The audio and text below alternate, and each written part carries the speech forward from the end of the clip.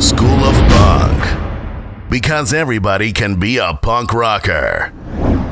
Hi guys, and welcome to School of Punk, the only show that will teach you how to play punk music with an acoustic guitar, and in London.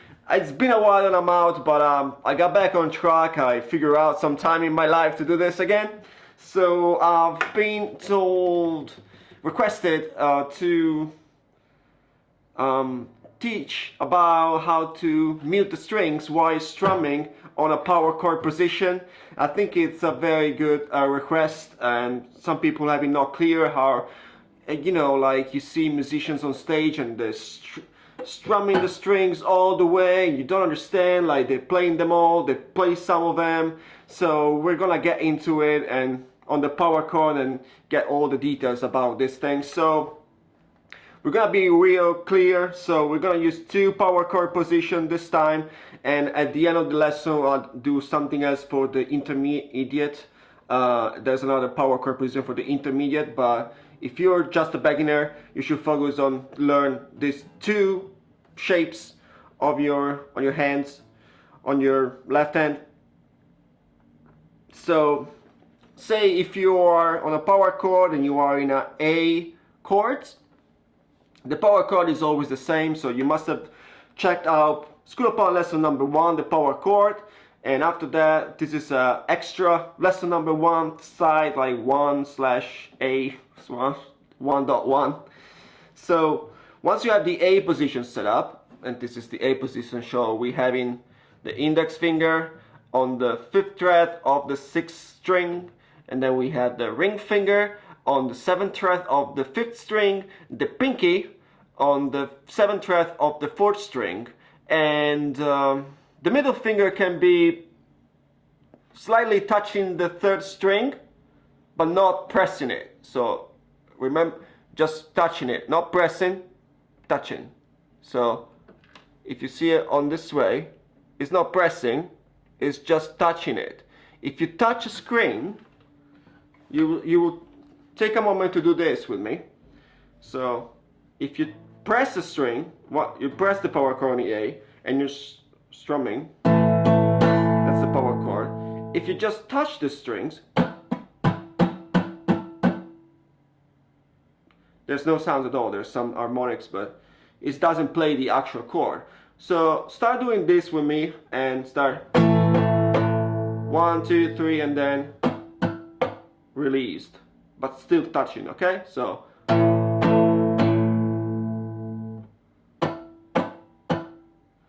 okay, so try it another couple of more times. This is for you to understand the concept of touching the strings and pressing the strings.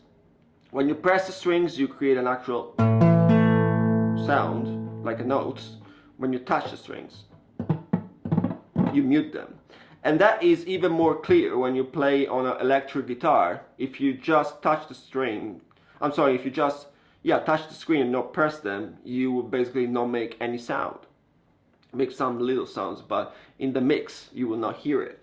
So we're gonna move to the other important thing on power chord, which is on the power chord you just have to press the first 3 strings of the chord. So we said we press the index, the ring, and the pinky. As you can clearly hear, the last 3 strings, the 3rd, the 2nd, and the 1st, they're not pressed, they're just touched. And now the question is, how do we touch them without pressing them and making sure that the first string plays, the other string don't? It's all in the index finger. The index finger creates a bar. That's why then later you will think about bar chords. So you have a bar here that you can use at all times to either press or especially like just touch the strings. So the way you put your index finger, you just press whatever you have to press, and then if you look closely here on the sideways, I'm trying to make it easier for you guys, this is touching the strings. So I'm pressing the 6 strings for my note. I need an A note, so I'm pressing this, but the 5th, the 4th, the 3rd, the 2nd, and the 1st string, I just touch them. So when I press them, if I only have an index finger, they're not playing. That's the secret. So when you play a power chord, you need to make sure that the index finger is touching the string. If you play it like this, then it's the secret to make everything sound. But then you have to be closer, and only the string that you touch, they actually make a sound. The other ones, they're muted.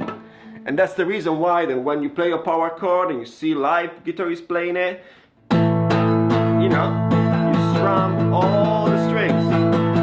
But you make sure with this hand that only 3 strings make a sound and the other three strings are muted. So that's the major trick to power chords. So make sure that you learn and practice how to position the index finger in a way to mute the strings. Because on the other hand, if you want to play a full chord, then you want to make sure that the index finger is pressing everything. So that's a bar. And that's a bar, it's pressed hold to play all the chords. So if you play classic, like, you know, electric, like acoustic guitar or any type of like country or I don't know, jazz or blues or whatever pop song, and you need a full chord 6 strings, then here it is, the barré here, and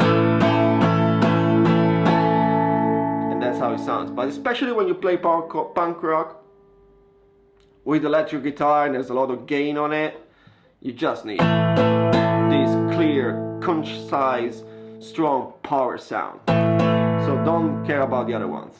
Now, this works for all the chords that you have when you use the 6th string. So you have the F, the G, the E, the B, D, D, and then what's this one? The E again. The problem is now, some of you will say, oh, but when I do switch to a D on the 5th position, or a C, a B, I don't know how to mute the E string. And that is a good question, because when you switch from an A to a D, technically you're not able to mute the E string with the index finger, because it's not under the bridge of it, it's over it.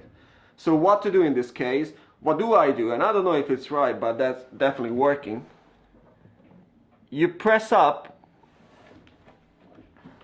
with the tip of the index finger. You slightly touch the E, and again, when you slightly touch a chord, it doesn't sound. So here it is, a D without touching the 6th string, the E strings. Do you hear it? That's an E pressing and you don't understand what's going on. The moment that you slide slightly up, look at the index finger. There it is. Now he's touching it. So he's muting it. So now I am muting the E string and I'm still strumming all the 6 strings. Do you hear it? Now, if I release it,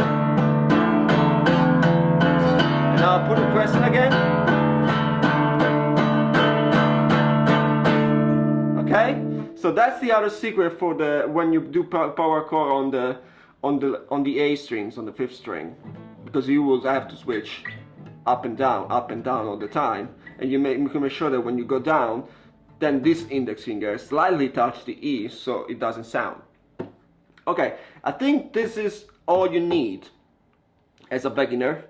If you're an intermediate and you know a bit more about chords, you know that there's actually a 3rd power chord that goes all the way down here. So now this power chord is slightly different because since the B chord is the same as the 4th fret of the G string, then when you do a power chord on the 3rd down, starting from the 4th string, you have to put the pinky one half step forward. because otherwise it would sound like a flat note, which is nice, but it's not power chord. A full note major is, and this corresponds to a G. So you can, this is one power chord, goes down and goes down here. Technically it can even go even further down here, but this is no more a power chord. I mean, it's very hard to do, so even this one is hard, but sometimes you use it. So for this specific power chord,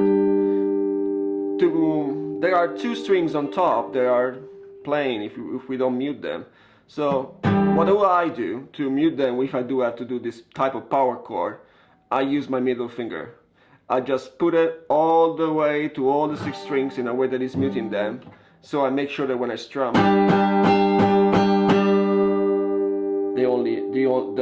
the 4th, the 3rd, and the 2nd play only. If I release the middle, if I put it back up,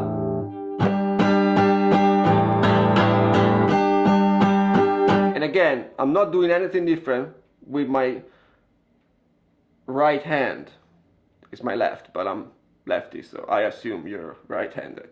But I'm not doing anything different with this hand. I keep strumming the same exact way. I don't bother, like this hand is fine. It can strum. It's all on this one. So with the middle finger, I mute them.